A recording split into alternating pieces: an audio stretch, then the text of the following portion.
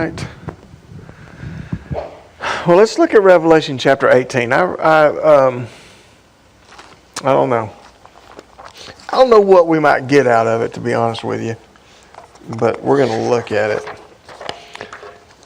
I say I don't know what we might get out of it. It's I don't know. So last week, chapter 17, and again called the woman, the great harlot, called her Babylon the Great, the mother of all harlots, and we talked about how, and she was destroyed, and we talked about how she represented a religious system that's going to take place during the end times, and that scripture down to about verse 16, 17, something like that, 15, somewhere in there, that they're going to use this religious system for a period of time to gain power, to gain control, to gain to rally the people, and then at some point when they're through and they don't need this system anymore, the Antichrist and the other kings will actually destroy her themselves. So last week we looked at the destruction of the Scarlet Woman, who represents the religious system. Tonight we're going to look at it's still Babylon. He's still calling it Babylon, but he's calling it's going to be a city. And the destruction of Babylon that we see tonight represents I'm going to say the economic and political system that the Antichrist is going to use. So last week it was the religious system. This week it is the economic and political system. So really this is it. I mean, once you destroy the economy and the politics of it all, it's basically over. Although chapter 19 we will see next week will be that final war, where Christ does come and it actually is over. But so in chapter 18 tonight is the destruction of the kingdom of the Antichrist. He says, starting in verse 1, he says, "After these things I saw another angel coming down from heaven, having great authority, and the earth was illuminated with his glory. He cried mightily with a loud voice, saying, Babylon the Great is fallen, and has become a dwelling place of demons, a prison for every foul spirit, and a cage for every unclean and hated bird. For all the nations have drunk of the wine of the wrath of her fornication. The kings of the earth have committed fornication with her, and the merchants of the earth have become rich through the abundance of her luxury." So, first we get this announcement from this angel. This angel, and I don't, when I first said I don't know what we're going to get out of it tonight, it's because I really don't have an explanation for a lot of the things that I'm going to point out tonight. I just thought they were interesting. This angel is a unique angel. I mean, it's not like last week it was one of the angels who had one of the bowls that poured it out. But this angel is described differently. It says that he has great authority. Verse 1 it says that there was an angel that had great authority, and the earth was illuminated with his glory. This was apparently a very powerful, can I use the term high-ranking, very powerful, very high-ranking angel. This was not just, and I don't know that they are ranked, but if they are, this one seems to be, it says that he has great authority, and it says that he illuminated the world with his glory. So here comes this magnificent angel, and he declares that Babylon, says with a loud voice, that Babylon the Great is fallen, it's fallen. So I went back and forth with this. Last week we talked a little bit about Babylon, and we talked about, how it started, how it became a city, and we talked about how or even a nation, and we talked about how it represented an entire anti-God philosophy, I guess, so to speak, and that it would find an ultimate fulfillment in the last days. Now, several times through here is going to look at it, and it's very clear that what they are seeing the judgment come upon is an actual physical city. So I think that the judgment here is on this capital city of this end time government. Now, is that actually going to be a rebuilding? And some people believe it is going to actually be a rebuilding of the city of Babylon, which would mean it would be in where? Does anybody know? It would be in Iraq. I read some stuff. I don't know how true it is, but I read some stuff where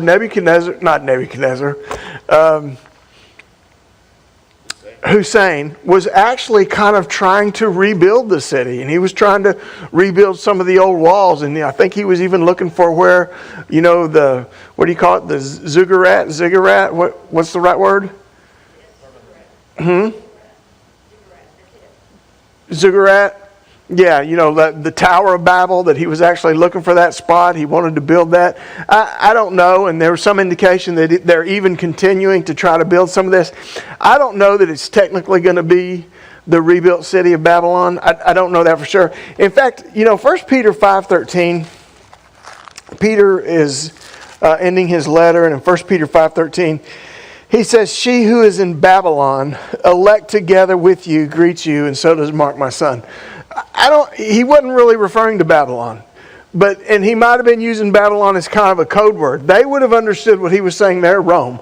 They would have understood it as Rome. And if you do a lot of studies about, especially through Daniel, it seems to be that this last kingdom is maybe like the Roman kingdom. But anyhow, it's going to be an actual city. They're calling it Babylon. It might be called Babylon. It might be Babylon rebuilt. I don't know that it will be. I think it's going to be more that this city and this whole economic, political, and religious system that the Antichrist brings is a very complete anti-God philosophy, which first found its roots in Nimrod and in the city of Babylon that was built back there on the plain of Shinar. So, But as we read through this, make note of where it's an actual city, and they're going to see its actual destruction. And so this is going to be the destruction of the city, which is the capital of the Antichrist. Could it be Jerusalem? I don't know. At some point, if according to what we believe, he actually sets himself up in the temple and declares himself to be God. So, is it? I don't know.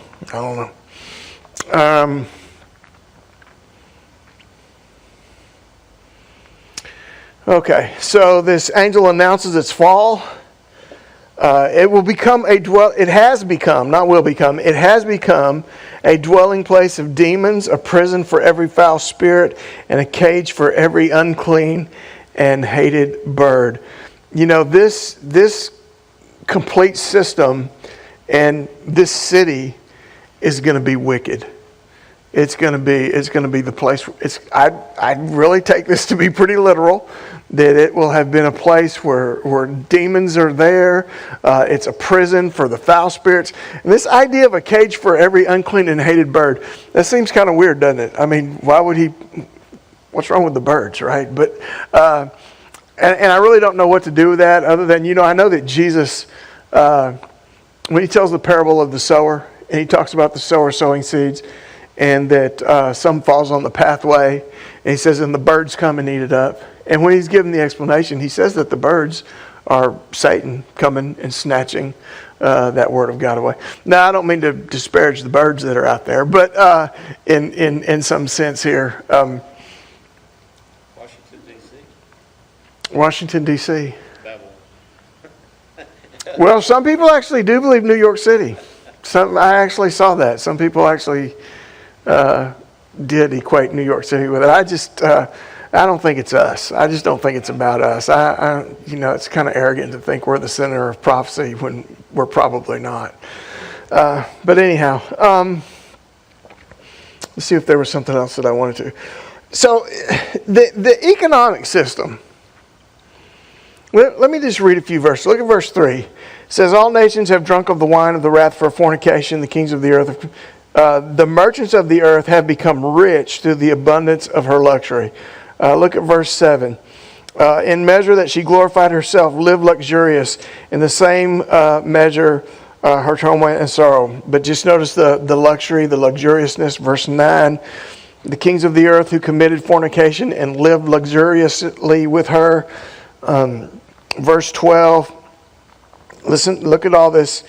I guess maybe verse 11 talks about how the merchants are mourning, and listen to all this stuff, the merchandise that they were selling: gold, silver, precious stones, pearls, linen, purple, silk, scarlet, every kind of citron wood, every kind of object of ivory, every kind of object of the most precious wood, bronze, iron, marble, cinnamon, incense, fragrant oil, frankincense, wine, oil, flour, wheat, cattle, sheep, horses, chariots, bodies and the souls of men. And I'll get to that little phrase in just a minute. But what I want you to know is that these guys were buying and selling all kinds of stuff. They were buying and selling a lot of even luxurious stuff, gold and silver.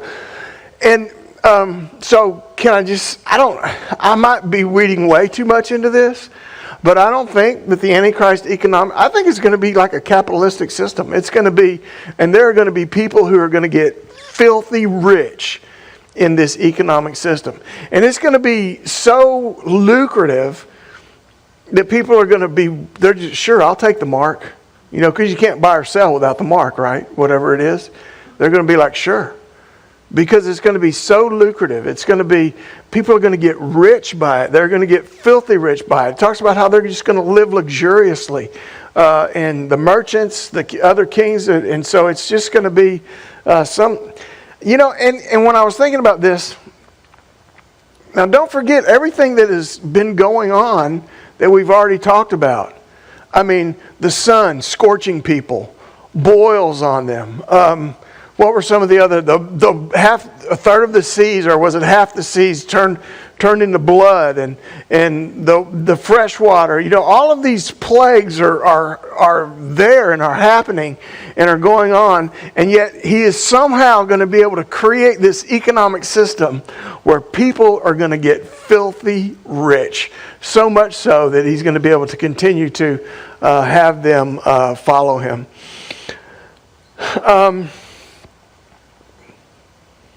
Let's see where I'm at. I'm back up to verse 4. He says, and I heard another voice from heaven saying, come out of her, my people, lest you share in her sins, unless you receive her plagues. For her sins have reached to heaven, and God has remembered her iniquities. Render to her just as she rendered to you. Repay her double according to her works in the cup which she has mixed double for her.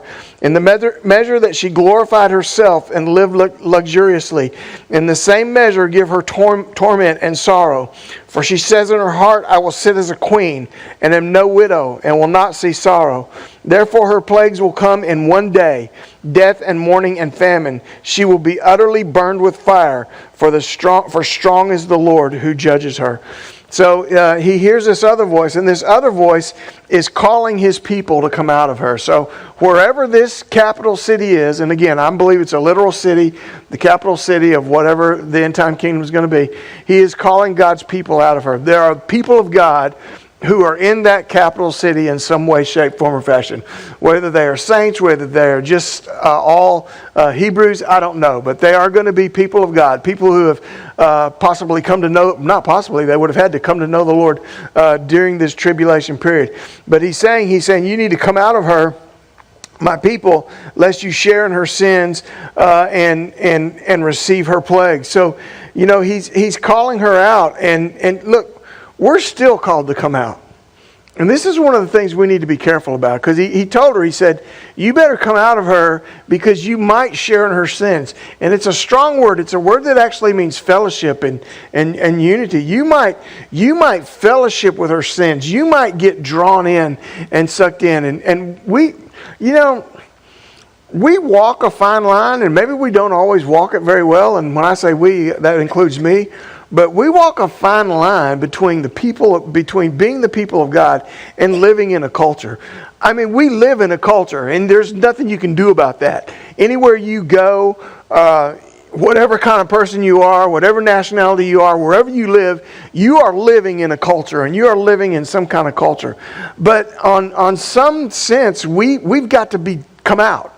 We've got to come out and be separate. And we can't have fellowship with the sins of the world and have a unity with the sins of the world. And so God says, you got to come out of her, my people, because you might share in her sins. And if you share in her sins, then you're going to share in her plagues. Ouch. You see, it is the age-old principle that starts in Genesis of sowing and reaping. Be not deceived, God is not mocked, but whatsoever a man sows, that will he also reap. If from the flesh he sows to the flesh, if he sows to the flesh, he will from the flesh reap corruption. But if he sows to the Spirit, he will from the Spirit reap everlasting life. It is sowing and reaping. And he's saying, listen, if you're going to sow the seeds of the sins of the world, then you're going to reap her plagues. You're going to get what's come to her. Now, one of the things I want to keep remembering, I want to keep reminding you of, or I'm going to remind you of now, is remember, we've pointed out how God has given chance after chance after chance after chance. And the people have had opportunity after opportunity.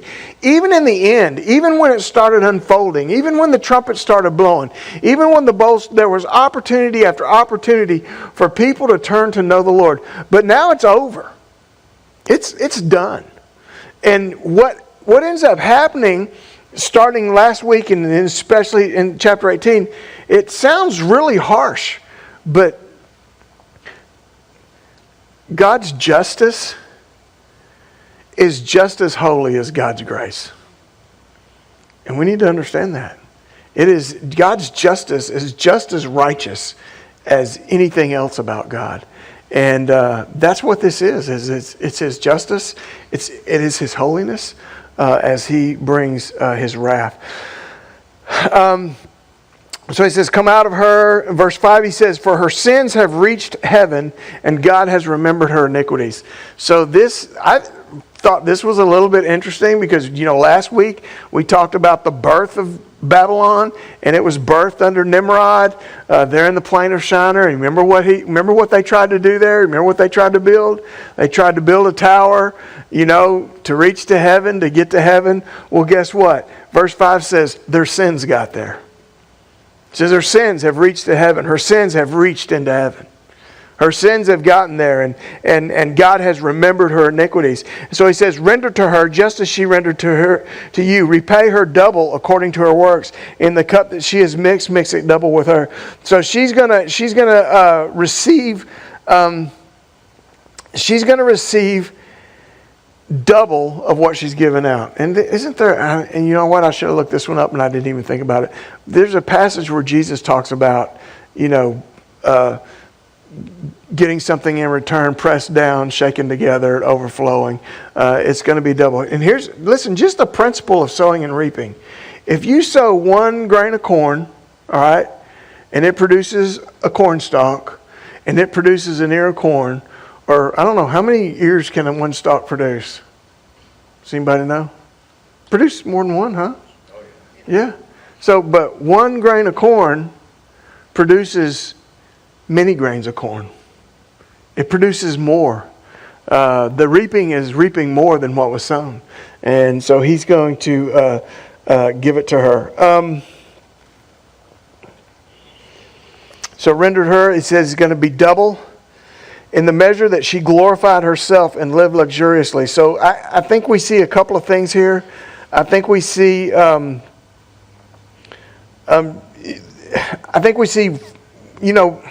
the pride of life. And we've talked before about pride, and where it says she has glorified herself. And then a little bit later in verse 70, she says, I sit as a queen and am no widow and will see no sorrow. That there is this pride amongst the Antichrist and the whole system that says it can't be overthrown and it can't be defeated and it can't be conquered. And of course, we understand that being empowered by Satan, that's going to be the attitude. But this pride against God, glorifying herself, and then the live luxuriously,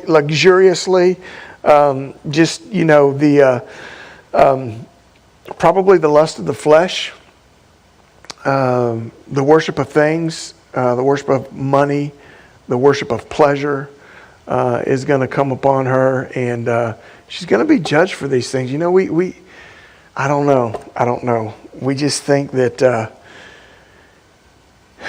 God is patient, and we're grateful that he is. And then when we realize that one day he's not going to be patient anymore, it's kind of hard to even teach, to be honest with you, because, but it's the reality, of what's going to happen. Verse 8, so the plagues will come in one day. In one day. A little bit later, we're going to talk about, it's going to say something about 1 hour. I actually look at this pretty literally, that it's going to be instantaneous. When it comes time to destroy the system, the Antichrist political, economic system, it's just going to happen.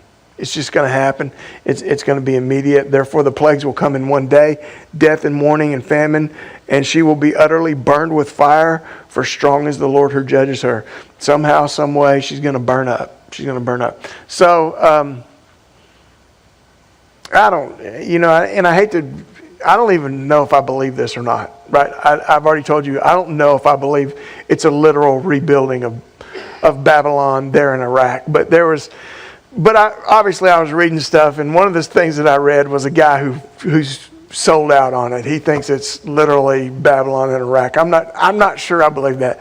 But he was saying that in Iraq, not real far under the ground, far enough, but not real far, are like tar pits and like rivers of tar. And he was just saying that if something happened and those things got on fire, everything would just burn. But it doesn't matter. God can just speak and just set it on fire. I mean, But anyhow, they're going to burn. They're going to be burned with fire. Verse 9, starting in verse 9. The kings of the earth who committed fornication and lived luxuriously with her, they will weep and lament for her when they see the smoke of her burning. So these are the fellow kings. These are the people who are world leaders with him, but they are under him, giving him their authority.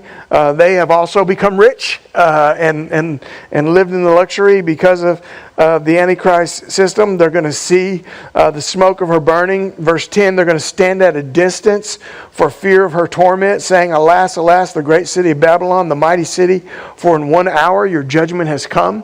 Again, I told you it's going to be an instantaneous judgment. It's going to come like a thief in the night. It's going to come at a moment, in a twinkling of an eye. It's going to be there, and it's going to be upon her. And they're going to be standing off watching her burn. And in a second, we're going to see how the merchants, verse 11, the merchants are the same thing. They're going to literally probably be out in their ships watching this city just burn and realizing that they're done, that there's no more.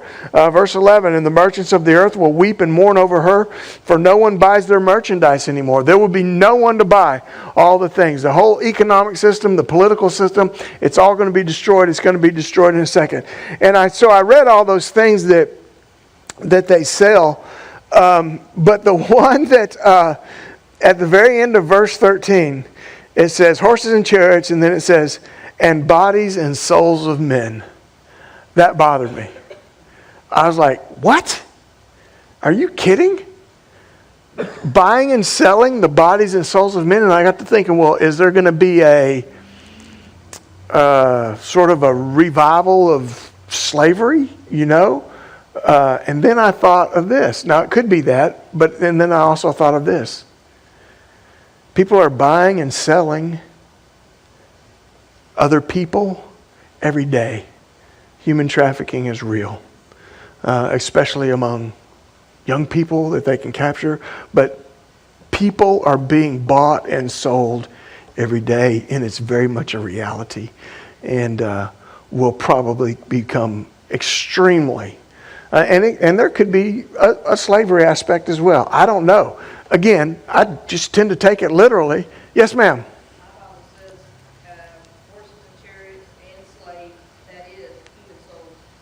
It says and slaves? Okay. King James says slaves? Yeah. So, but we know that even what I'm calling human trafficking, we know that these are slaves. They are slaves for another purpose, though. I mean, and so, I can see it all being real. Verse 14, the fruit that your soul longed for is gone from you, and all the things which are rich and splendid have gone from you, and you shall find them no more at all.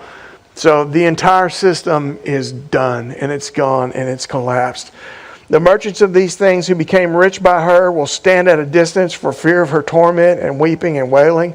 So you see a lot of people became rich, not only the other world leaders, but even the merchants who are a part of this economic system said that they became rich by her. But they're standing off. They can see. They can see it. They know it's bad, and they're all just standing off and watching from afar. And they're saying, "Alas, alas, the great city that was clothed in fine linen, purple and scarlet, and adorned with gold and precious stones and pearls. For in 1 hour such great riches came to nothing. Every shipmaster, all who travel by ships, sailors, and as many as trade on the sea, stood at a distance and cried out when they saw the smoke of her burning, saying, 'What is like this great city?' They threw dust on their heads, and they cried out, weeping and wailing, and saying, 'Alas, alas, the great city, in which all who had ships on the sea became rich by her wealth. For in 1 hour she is desolate.'" So I'm going to stop there for just a second.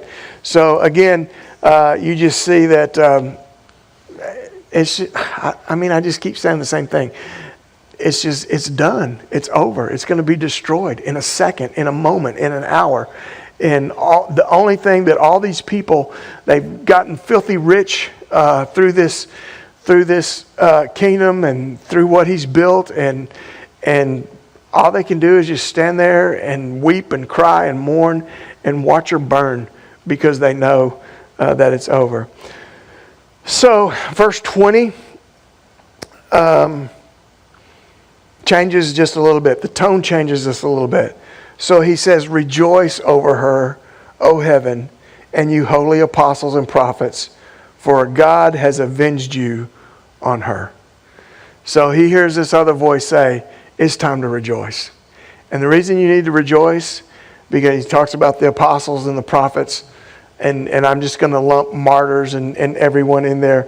All of these people. You remember when the martyrs, we looked at that verse where the martyrs, I think it's in Revelation, it might be chapter 6, might be chapter 7, where the martyrs are there and they say, "How long, O Lord? How long until you avenge our blood?" You remember we talked about that? Well, right now. Right now. God is going to take out his vengeance. In fact, it says in a minute, it's going to say that the blood of all the martyrs, verse 24 says, "In her was found the blood of the prophets and the saints and all who were slain on the earth." That in her is the blood of all those who have been killed for the gospel throughout history. And that vengeance is going to come out upon this final end time satanic kingdom and city where all these demons live as God's judgment comes upon her.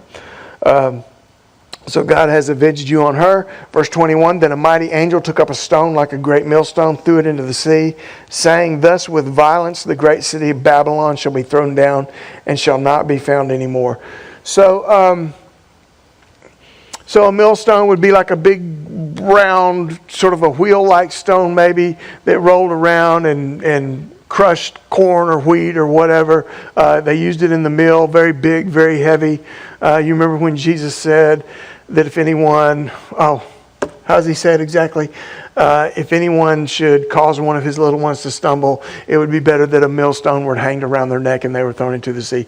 So this is in his vision here, or he sees that this angel taking this millstone, throwing it into the sea, and that the angel says that it's because it's with violence that the great city of Babylon is going to be thrown down and shall not be found anymore. So if you were to read Isaiah, I believe Isaiah chapter 13, I believe Jeremiah,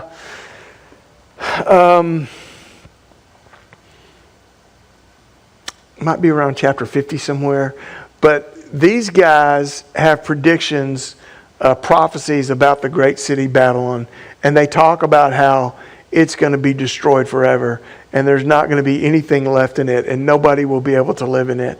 And now we're saying, and we understand that their prophecy had maybe a twofold prophecy that was fulfilled when the children of Israel were delivered from Babylon and the Medo-Persian Empire conquered them. But we see that it's going to have its ultimate fulfillment here in the end time as that ancient kingdom, at least sort of spiritually, has been rebuilt, but it says it's going to be thrown down and it will not be found anymore. It's going to be completely destroyed. Verse 22, the sound of the harpist, the musicians, the flutists, the trumpeters shall not be heard in you anymore. No craftsman of any craft shall be found in you anymore. And the sound of a millstone shall not be heard in you anymore. The light of the lamp shall not shine in you anymore. The voice of the bridegroom and the bride shall not be heard in you anymore. For your merchants were the great men of the earth, and for by your sorcery all the nations were deceived. It is going to be a complete and utter destruction. But notice that it's God that does it, right? I mean, it's God that brings this destruction. And in her, again, I already read verse 24, and in her was found the blood of the prophets and saints and all who were slain on the earth. You know, sometimes when we read back in the Old Testament, we struggle a little bit with God's judgment and about how it's carried out and meted out. I mean, if we're honest, sometimes we'd say, I don't understand why he told them to just go kill everybody. And I don't really understand that. But let me tell you something. What lies ahead is going to be even worse. But it's going to be just. And it's going to be righteous. And it is God who has given people the chance and every opportunity to trust Him, to follow Him, to believe in Him. And their refusal is going to put them in the wrong place when He comes again. It's going to be sudden. The angel says it's going to be violent, but it's also going to be complete. Just notice everything that he said. No, there's not going to be any more music. There's not going to be any more light. There's not going to be any more people getting married. He's saying everything is just done. It's going to be complete destruction. Anything before that's all I've got. I get out a little early tonight.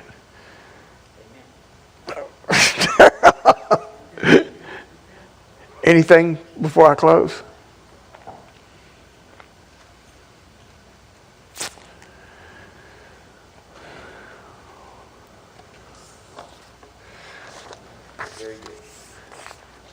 Anything that'll make us rich, we're all about listening to, aren't we? Get rich screams. Get rich schemes are popular for a reason. Everybody wants something for nothing.